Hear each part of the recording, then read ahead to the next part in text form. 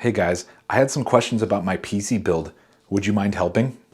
Sure, what's up? Okay, so for my GPU, I'm thinking of 4070 Super. You're not future-proofing enough. Go with at least a 24 gigabytes of VRAM card. Okay, so maybe I could bump that up to a 7900 XT or maybe a 7900 XTX. My next question is RAM. Minimum of 128 gigabytes. You'll need that much eventually. Future-proof. That's totally overkill. 32 gigabytes is great, 64 is even better. So last question, what wattage should I go with for my power supply? At least 1600 watts. Okay, so why would he need 1600 watts? I was thinking 850 watts, maybe 1000 watts? Always check the GPU manufacturer's website for wattage recommendations. You've gotta future-proof the build. Oh, future-proof D's nuts.